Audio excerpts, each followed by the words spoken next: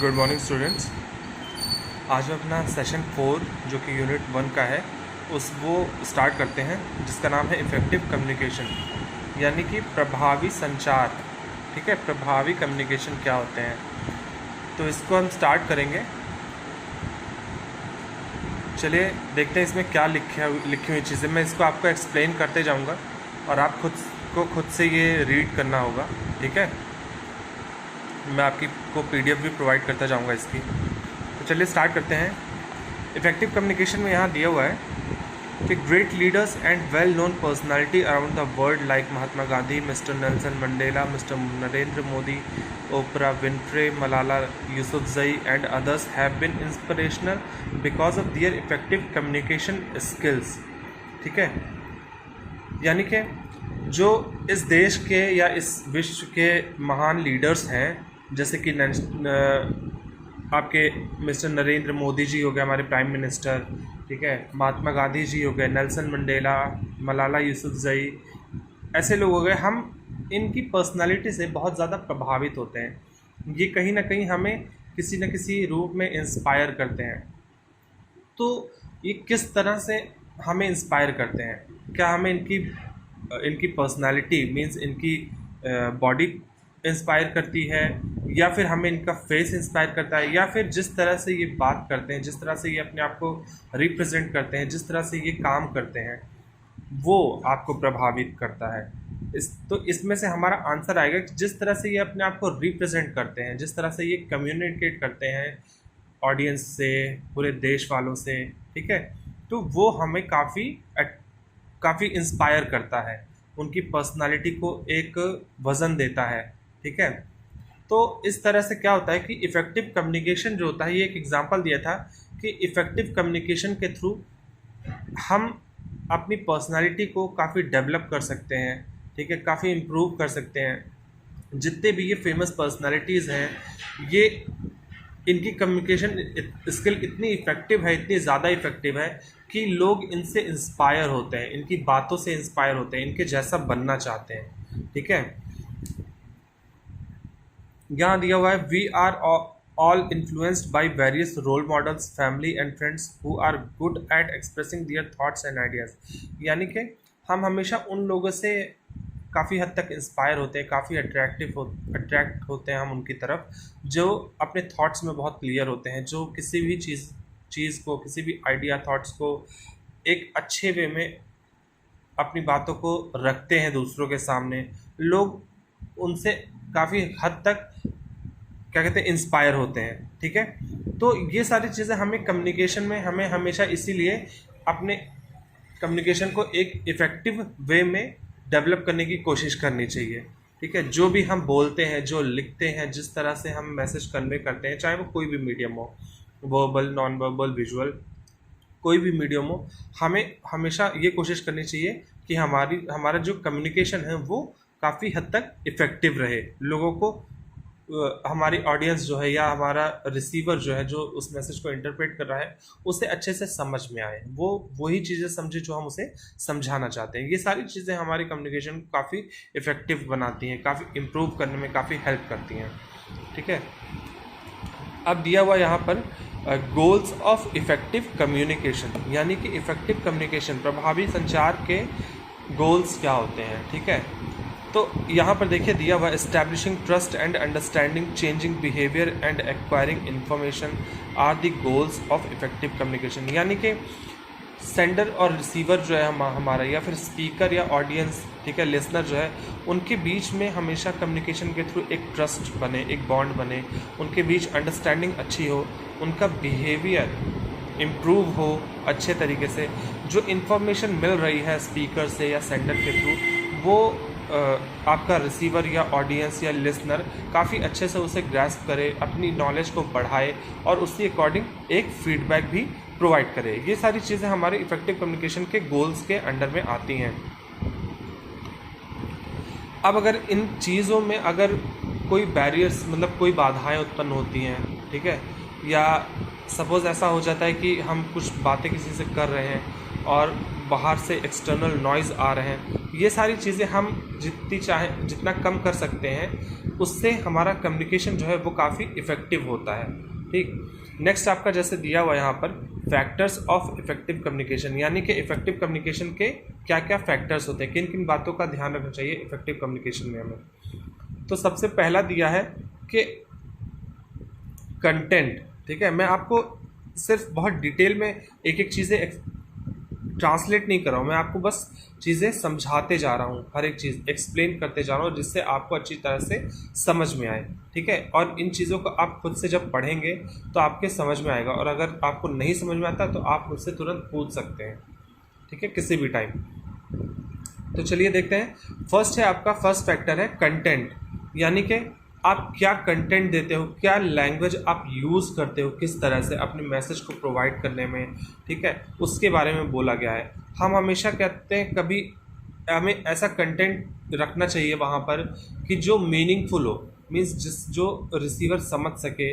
कुछ ऐसे वर्ड्स का यूज़ करना चाहिए जो बहुत ही कॉम्प्लेक्स ना हो, बहुत ही मतलब कॉम्प्लिकेटेड ना हो। हमें ऐसे वर्ड्स का यूज़ करना चाहिए जिससे रिसीवर जो है या ऑडियंस है जो हमारी, वो हमें अच्छे से समझ सके, हमारे मैसेज को अच्छे से समझ सके, और उसे किसी और वे में मतलब ऐसा ना हो कि हम कुछ और समझाना चाहते हैं और कॉम्प्लिकेटेड वर्ड्स के वजह से ऑडियंस जो है वो हमारी कुछ और समझ रही है। ठीक है, क्योंकि ऐसा होता है कि कुछ वर्ड्स ऐसे होते हैं जिनकी अलग सेंटेंस में अलग मीनिंग वो अपनी रखते हैं, और ऐसा हो सकता है कि मे बी ऑडियंस उस चीज़ से हमें उस चीज़ से बार बार कंफ्यूज हो, वो चीज़ें समझ रही हो जो हम उसे नहीं समझाना चाहते हैं। ठीक है, तो हमेशा अपने कम्युनिकेशन को इफ़ेक्टिव बनाने के लिए हमें एक प्रॉपर सेंटेंस या फिर प्रॉपर वर्ड्स का यूज़ करना चाहिए, बहुत ही कॉम्प्लिकेटेड वर्ड या सेंटेंस का यूज़ नहीं करना चाहिए। नेक्स्ट है आपका प्रोसेस, यानी कि it refers to the way the message is delivered, मतलब कि किस तरह से आप वो मैसेज डिलीवर कर रहे हो, मतलब किस तरह से आप कोई मैसेज या कोई इन्फॉर्मेशन अपनी ऑडियंस, अपने रिसीवर तक पहुंचा रहे हो, चाहे वो नॉन वर्बल मेथड्स हो या वर्बल मेथड्स हो या विजुअल मेथड हो। ठीक है, आपकी टोन कैसी है, आपकी वॉइस कैसी है।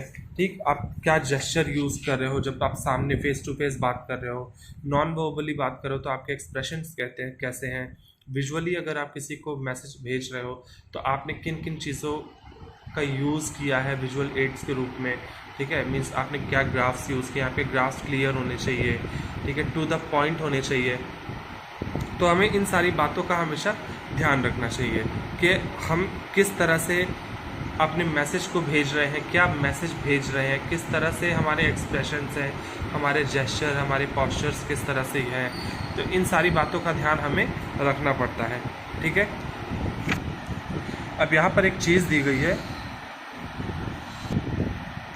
कि only 7% interpretation of spoken communication comes from words alone, यानी कि जो हम बोलते हैं उससे सिर्फ 7% चीज़ें, 7% चीज़ें हमारी समझ में आती हैं बोली गई चीज़ों से। 55% comes from body language, body language के थ्रू 55% चीज़ें हम किसी रिसीवर या ऑडियंस के समझ में आती हैं। एंड 38% कम्स फ्रॉम इंटोनेशन, यानी कि 38% हम किस तरह से बात कर रहे हैं, हमारा टोन क्या है, हम जिस तरह से बोल रहे हैं, हमारे टोन्स, हमारी वॉइस उसी के अकॉर्डिंग है कि नहीं, इससे समझ में आती है। ठीक है, तो ये बहुत ही इंपॉर्टेंट चीज़ है। तो इससे क्या होता है कि hence effective communication happens only when the verbal message is consistent with the tone and body language, यानी कि जो भी इफेक्टिव कम्युनिकेशन हम करते हैं वो हमारी बॉडी लैंग्वेज और टोन पे बहुत ही ज़्यादा, वर्बल मैसेजेस में बहुत ही ज़्यादा डिपेंड करती है। ठीक है, तो हमें इसका भी ध्यान रखना चाहिए अपने कम्युनिकेशन को इफेक्टिव बनाने में। थर्ड है आपका कॉन्टेक्स्ट, यानी कि it refers to the situation और environment in which the message is delivered, यानी कि आप किस सिचुएशन, किस इन्वायरमेंट में अपने मैसेज को डिलीवर कर रहे हैं, इसका बहुत ध्यान रखना होता है हमें। ठीक, अब जैसे ऐसा ना हो कि आप कोई मैसेज भेज रहे हैं या ऑडियंस से आप बात कर रहे हैं, अपने ऑडियंस को स्पीच कोई दे रहे हैं, तो वहाँ पर बहुत नॉइज़ हो रहा है, मीन्स आउटसाइड कमरे के बाहर बहुत चहल पहल है, लोग बीच बीच में आ जा रहे हैं, वो भी एक डिस्ट्रैक्शन होता है। ठीक है, ऐसा भी नहीं होना चाहिए कि सामने वाला जो लैंग्वेज समझता है वो आपको नहीं आती है और आप जो लैंग्वेज समझते हैं वो सामने वाले को नहीं आती है। इस सिचुएशन में क्या करते हैं, हम एक ट्रांसलेटर या इंटरप्रेटर रखते हैं, ठीक है। तो हमेशा हमें इन बातों का ध्यान रखना चाहिए कम्युनिकेशन को इफ़ेक्टिव बनाने में कि किस तरह से हम अपना मैसेज किस इन्वायरमेंट में, किस सिचुएशन में हम रिसीवर तक कन्वे कर रहे हैं, ठीक है। अब देखते हैं यहाँ पर दिया हुआ है this 7 C's of effective communication, यानी कि अब 7 C's क्या है। 7 C's इन द सेंस कि ये 7 प्रिंसिपल, 7 रूल्स हैं आपके जो कि यूज़ होते हैं आपके कम्युनिकेशन को इफेक्टिव बनाने में, ठीक है। यहाँ पर जैसे दिया हुआ फर्स्ट लाइन आपकी, this 7 C's also known as the 7 principles of communication helps us to focus on our thoughts and ideas for effective communication. यानी कि जो 7 C's हैं आपके, ये 7 प्रिंसिपल कहलाते हैं कम्युनिकेशन के, ठीक। इन 7 प्रिंसिपल्स का ध्यान हमें रखना होता है। ये हमें क्या कहते हैं, ये हमारे थॉट्स और आइडियाज़ को बहुत ही क्लियर रखते हैं और हमारे कम्युनिकेशन को इन आइडियाज़ और थॉट्स के बेसिस पे बहुत काफ़ी इम्प्रूव करने में हमारी मदद करते हैं, ठीक है। अक्सर इन 7 C's का यूज़ जो हम करते हैं वो हम वर्बल, नॉन वर्बल और विजुअल इन सारी चीज़ों में करते हैं। मीन्स हमें ये ध्यान देना होता है कि हमारा मैसेज कितना क्लियर है, ठीक है। मैसेज में हम जो कंटेंट डाल रहे हैं वो कितना टू द पॉइंट है। वो हमेशा ऐसा ना हो कि उसमें इधर उधर की बातें करी हों और पॉइंट की बातें बहुत कम हो। मैसेज हमेशा कंप्लीट होना चाहिए। आप जो इन्फॉर्मेशन दे रहे हैं वो इन्फॉर्मेशन कंप्लीट होना चाहिए। तो इसी तरीके की चीज़ें आपके 7 C's में आती हैं। अब इसका नाम ये 7 C's क्यों है, पहले ये जानेंगे। क्योंकि जो भी आपको जो जितने भी फैक्टर्स इसमें बताए गए हैं वो हमेशा C से स्टार्ट होते हैं, तो इसका नाम इसलिए C से लिया गया है। तो चलिए फर्स्ट आपका यहाँ पर दिया हुआ जैसे कि क्लियर, ठीक है। क्लियर का मतलब है आपका फर्स्ट C जो है वो क्लियर, यानी आपका जो मैसेज है वो बहुत ही क्लियर होना चाहिए। जो मैसेज आप ऑडियंस को भेज रहे हैं, आप जो मैसेज सेंडर या भेज रहा है ऑडियंस को, या फिर जो इन्फॉर्मेशन है वो अपने आप में बहुत ही क्लियर होना चाहिए। उसमें बहुत ही कॉम्प्लिकेटेड वर्ड्स का यूज़ नहीं होना चाहिए, ठीक है।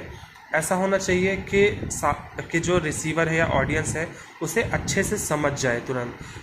और कॉम्प्लेक्स वर्ड्स अगर आते हैं तो हमें कोशिश करनी चाहिए कि हम कॉम्प्लेक्स वर्ड्स, सेंटेंसेस होते हैं या जो कंफ्यूजिंग लैंग्वेज होते हैं उनको हम अवॉइड करें यूज़ करने से, ठीक है।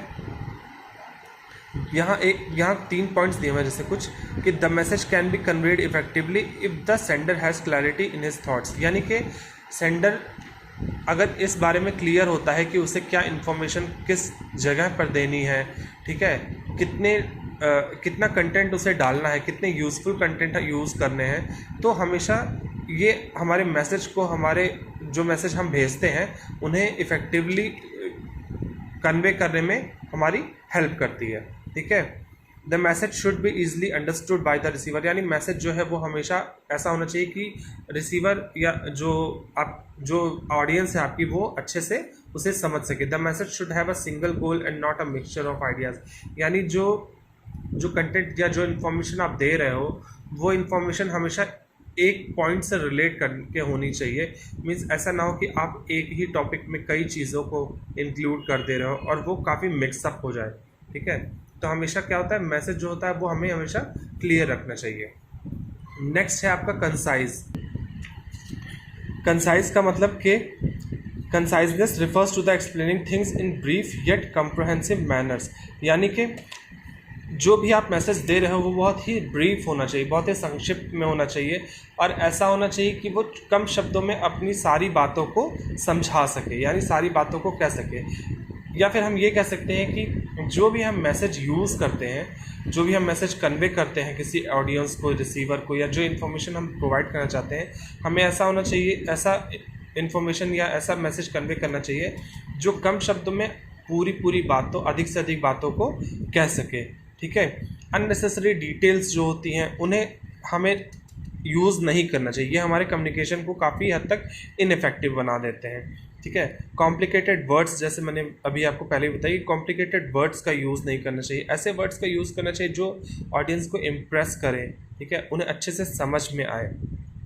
बहुत ज़्यादा फ़िल्टर्स का यूज़ नहीं करना चाहिए। फ़िल्टर्स इन द सेंस कि शॉर्ट ऑफ, लाइक, बेसिकली, इन सारी इन सारे वर्ड्स का यूज़ आपको स्पीच देते टाइम पर या किसी से वर्बली कम्युनिकेट करते समय बहुत ज़्यादा नहीं करना चाहिए। ठीक है, जो मैसेज है आपका वो एकदम टू द पॉइंट हो, ऐसा ना हो इधर उधर की बातें उसमें हो। जो मैसेज है आपका वो बहुत ही संक्षिप्त होना चाहिए, कम शब्दों में ज़्यादा चीज़ों को कह सके। तो यहाँ यही सारी चीज़ें आपको फिर से बताई गई हैं।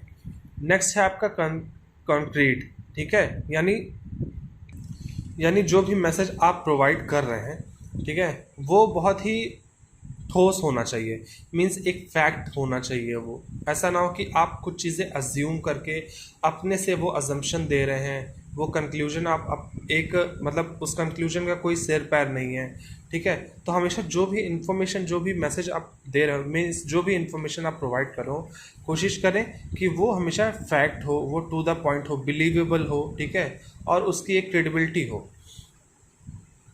इससे क्या होता है कि अगर हम मैसेज को सही मैसेज प्रोवाइड करते हैं और कभी यूज़र या रिसीवर या जो हमारी ऑडियंस होती है वो अगर उस मैसेज को रीचेक करना चाहे, तो क्या होता है कि अगर वो मैसेज सही होते हैं तो उसे सेंडर पर एक बिलीव होने लगता है कि जो भी मैसेज आप प्रोवाइड करेंगे वो बहुत ही सही होगा, टू द पॉइंट होगा। ठीक है, तो हमेशा इस बात का ध्यान रखना चाहिए। नेक्स्ट है आपका, उससे पहले एक लाइन देख लेते हैं जैसे यहाँ दिया हुआ है, the message should be supported by the fact and figures to eliminate any doubt in the receiver's mind. जो मैंने अभी आपको बताया कि हमेशा जो भी मैसेज हो आपको वो हमेशा एक फैक्ट होना चाहिए, कुछ ऐसी चीज़ों का, ऐसे फिगर्स का यूज़ करना चाहिए जो रिसीवर्स के माइंड में जो डाउट आ रहे हैं उनको क्लियर कर दे। ठीक है, तो हमेशा ये क्या करते हैं, ये हमारे कम्युनिकेशन को काफ़ी इफ़ेक्टिव बनाते हैं।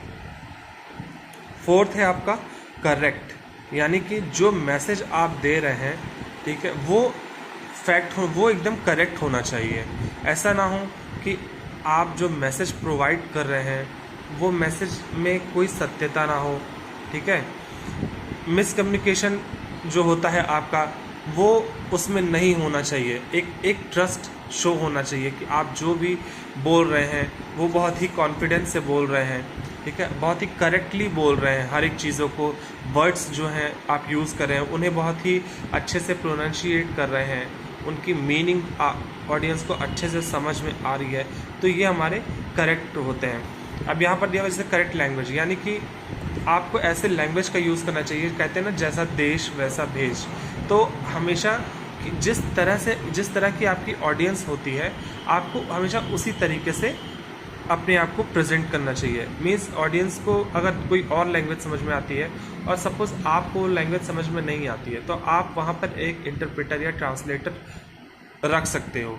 ठीक है, अपनी बातों को उन ऑडियंस तक पहुँचाने के लिए। तो हमेशा इन बातों का ध्यान आपको रखना चाहिए। लिखते समय स्पेलिंग्स और पंक्चुएशन का भी ध्यान रखना चाहिए। ठीक है, ताकि वो करेक्ट हो। आपको हमेशा रीचेक करना चाहिए, जो भी फैक्ट्स और फिगर्स आप यूज़ कर रहे हैं वो एक्यूरेट होने चाहिए। तो यही सारी चीज़ें इसमें करेक्ट में दी गई हैं। तो मैसेज जो है भी है आपका वो हमेशा करेक्ट वे में होना चाहिए। नेक्स्ट है आपका कोहेरेंट। ठीक है, यानी कि a coherent message is logical and make sense to the receiver. यानी कि जो भी मैसेज आप प्रोवाइड कर रहे हो कोशिश कीजिए कि वो हमें ये कोशिश करना चाहिए कि वो मैसेज या वो इन्फॉर्मेशन एक तर्कसंगत हो। यानी कि जितने भी सेंटेंस हम उसमें यूज़ कर रहे हैं वो एक मेन टॉपिक से रिलेट कर रहे हो। ठीक है, हम अगर उसमें कोई एग्जांपल दे रहे हो तो वो एग्जांपल एकदम सटीक होना चाहिए, एकदम सुसंगत होना चाहिए, ताकि वो मेन टॉपिक से रिलेट कर सकें और जो हमारी ऑडियंस है वो उन चीज़ों को मेन टॉपिक से रिलेट कर सके। ऐसा ना हो कि हमारा टॉपिक कुछ और है, हम एग्जांपल कुछ और दे रहे हैं, तो ऐसा नहीं होना चाहिए। ये हमारे कम्युनिकेशन को इनफेक्टिव कर देते हैं। तो इस वजह से जो भी हम मैसेज यूज़ करें, जो भी सेंटेंसेस यूज़ करें, कोशिश करें कि हमारा जो सेंटेंस यूज़ हो रहा है वो मेन टॉपिक से रिलेट कर रहा हो, एक दूसरे से रिलेट कर रहा हो, उसमें कम्युनिकेशन में फ्लुएंसी हो। ठीक है, अगर ऐसा नहीं होता है तो क्या होता है कि रिसीवर जो है वो इंटरेस्ट अपना खोने लगता है, आपकी बातों पर ध्यान नहीं देता, या फिर आपको भी पता चल जाएगा कि लोग आपकी बातों में इंटरेस्ट ले रहे हैं या नहीं ले रहे हैं। ठीक है, तो इस वजह से हमें इस बात का ध्यान रखना चाहिए। नेक्स्ट है आपका कंप्लीट, यानी कि जो मैसेज है आपका, वो आपका मैसेज पूरी तरह से कंप्लीट होना चाहिए। जो इन्फॉर्मेशन आप प्रोवाइड कर रहे हो उसके बारे में टू द पॉइंट चीज़ें हों, कम शब्दों में सारी बातें वो कह सके।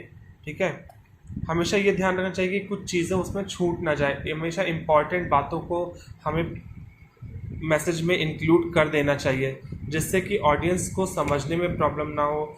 और अगर ऑडियंस के दिमाग में कोई क्वेश्चन आ रहा है तो उसका आंसर वो खुद ब खुद हमारी बातों से ही, या हमारे हम जो इन्फॉर्मेशन दे रहे हैं उनमें से ही ढूंढ सके। तो इस वजह से हमारा जो मैसेज है, जो हम मैसेज कन्वे करते हैं, वो हमें पूरी तरह से कंप्लीट रखना चाहिए, जिससे रिसीवर को कोई भी प्रॉब्लम ना हो।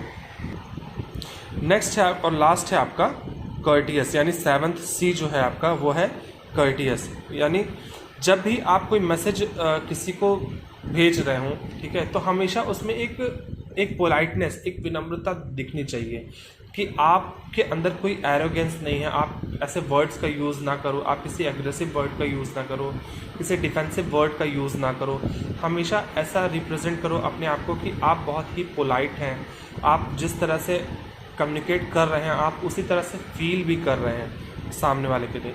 कई बार ऐसा होता है कि सामने वाले को सुनाई नहीं देता या कम सुनाई देता या कोई और प्रॉब्लम हो रही होती है, तो हमें वहाँ पर बहुत ही ज़्यादा एग्रेसिव नहीं होना चाहिए। हमें उसकी प्रॉब्लम्स, रिसीवर जो है हमारा, उसकी प्रॉब्लम्स को समझना चाहिए। ठीक है, उसी अकॉर्डिंग हमें अपनी बातों को रखना चाहिए, अपनी बातों को उस तक पहुँचाने की कोशिश करनी चाहिए।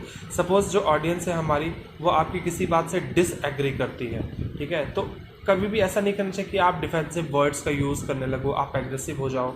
ठीक है, तो ये चीज़ें नहीं होती हैं। इस वजह से हमेशा हमें विनम्रता से पेश आना चाहिए। हमें हर किसी के लिए अपने अंदर एक सेंसिटिविटी रखनी चाहिए। ठीक है, चाहे वो ऑडियंस हो, चाहे रिसीवर हो, या किसी चीज़ का, या फिर सेंडर हो, हर एक तरह से। ये था हमारा 7 C's। नेक्स्ट है हमारा बेनिफिट्स ऑफ इफेक्टिव कम्युनिकेशन, यानी कि इफेक्टिव कम्युनिकेशन। अभी तक हमने पढ़ा कि हम अपने कम्युनिकेशन को इफेक्टिव किन तरीक़ों से बना सकते हैं, हमें किन किन बातों का ध्यान रखना चाहिए। अब यहाँ पर दे रहा है कि इफेक्टिव कम्युनिकेशन के बेनिफिट्स क्या हो सकते हैं। ठीक है, तो फर्स्ट यहाँ पे दिया हुआ है, effective communication reduces misunderstanding and prevents us from overlooking important information. This saves time as situation can be understood accurately. It can also protect people from embarrassment and awkwardness because of wrong assumptions। यानी कि पहले benefit क्या होता है कि ये हमारे communication को इफ़ेक्टिव बनाती है। जो मिसअंडरस्टैंडिंग क्रिएट हो सकती थी उस मिसअंडरस्टैंडिंग को कम करती है। ठीक है, और जो इम्पॉर्टेंट मैसेजेस होते हैं हमें उन पर ही फोकस करवाते हैं। जो हमारा इफ़ेक्टिव कम्युनिकेशन होता है, हमें बहुत ज़्यादा चीज़ों पर अपना दिमाग लगाने की ज़रूरत नहीं होती है। हमें चीज़ें ईज़िली समझ में, हमें इन्फॉर्मेशन जो है वो हमें ईज़िली समझ में आने लगती हैं। इससे क्या होता है, इससे हमारा टाइम भी बचता है। ठीक है, और जो एक ट्रस्ट होता है सेंडर और रिसीवर के बीच में, वो इस्टेब्लिश होता है। ठीक है, और कई बार ये लोग स्पीकर को या और रिसीवर को किसी एम्बैरेसमेंट या ऑकवर्डनेस से भी बचाने में हेल्प करता है। सेकेंड है आपका, effective communication creates a comfortable environment where people of same और different genders, religions and cultural backgrounds who behave and think differently can share their thoughts, feelings and ideas, feel respected and understood so that they can work together to resolve conflicts and make decisions। यानी कि effective communication के through क्या होता है, एक comfortable environment create होता है। ठीक है, सारे जितने भी लोग वहाँ काम कर होते हैं उनके बीच में एक कंफर्टेबल इन्वायरमेंट होता है। डिफरेंट रीजन से आए हुए, डिफरेंट रिलीजन से आए हुए लोगों को एक कंफर्टेबल माहौल मिलता है, एक कंफर्टेबल इन्वायरमेंट मिलता है। जो डिफरेंट जेंडर्स होते हैं उनको एक कंफर्टेबल माहौल मिलता है एक इफ़ेक्टिव कम्युनिकेशन के थ्रू। हमारा जो कल्चर होता है, हमें एक दूसरे के साथ जब रहते हैं तो वो सीखने को मिलता है, हमें कम्युनिकेशन इफ़ेक्टिव होता है हमारा, हम एक दूसरे को अच्छे से समझ सकते हैं, उनकी अच्छे से रिस्पेक्ट कर सकते हैं, और जो हमारे बीच में मिसअंडरस्टैंडिंग होती है उससे हम इफ़ेक्टिव कम्युनिकेशन के थ्रू रिड्यूस कर सकते हैं। ठीक है, नेक्स्ट है हमारा effective communication allows the people to build trust and remove any negative emotions. This results in a desire to work towards a common goal. यानी कि इफ़ेक्टिव कम्युनिकेशन जो होता है वो पीपल्स को अलाउ करता है कि पीपल्स इन द सेंस कि सेंडर और रिसीवर के बीच में एक ट्रस्ट इस्टेब्लिश करता है, उनके बीच में जो नेगेटिव इमोशंस होते हैं, नेगेटिव थॉट्स होते हैं, उन्हें क्लियर करता है, उन्हें हटाता है। ठीक है, और आगे ऐसी मिसअंडरस्टैंडिंग ना हो, या फिर आगे जो भी वर्क वो कर रहे हैं उसका एक कॉमन गोल उनके बीच में इस्टेब्लिश करता है, वो एक कॉमन इन्वायरमेंट बनाता है वहाँ पर। नेक्स्ट है आपका effective communication skill increase our self respect because we can deliver our message confidently and receive the outcomes we have hoped for. Effective communication से क्या होता है, जब हम अपने कम्युनिकेशन को इम्प्रूव करते हैं तो क्या होता है, हमारे अंदर एक कॉन्फिडेंस आता है, एक सेल्फ रिस्पेक्ट हमारी बननी शुरू हो जाती है, क्योंकि जो मैसेज हम दे रहे होते हैं हमें पता होता है कि वो मैसेज हम ऑडियंस को अपने वो मैसेज जो भी हम दे रहे हैं वो हमारी ऑडियंस को अट्रैक्ट करेगा, और हमें एक पॉजिटिव फीडबैक ही मिलना शुरू हो जाता है। ठीक है, लास्ट है आपका however the most significant benefit of using effective communication techniques is that it improves our relationship with others. Again वही बात यहाँ पर कही गई है कि इफेक्टिव कम्युनिकेशन के थ्रू हम किसी भी के भी साथ, किसी भी दूसरे के साथ एक ट्रस्ट इस्टेब्लिश कर सकते हैं।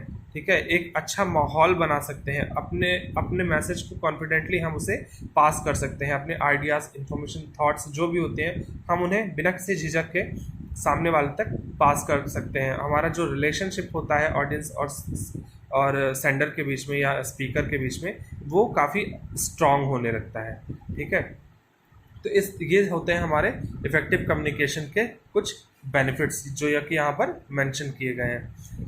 अब ये चैप्टर भी आपका कंप्लीट हो गया है एक ही सेशन में। ये सेशन थोड़ा लंबा हो गया है आपका, लेकिन अब जो असेसमेंट है ये असेसमेंट मैं आपको प्रोवाइड करूँगा। ठीक है, बाकी ये चैप्टर आप छोटा सा चैप्टर था, इस वजह से इसको मैं एक ही दिन में कंप्लीट कर दिया। इसे आप अच्छे से पढ़ेंगे, समझेंगे, एक एक चीज़ें अगर समझ में नहीं आती हैं आपको तो आप मुझसे किसी भी वक्त, ठीक है, पूछ सकते हैं, मैसेज कर सकते हैं। ओके।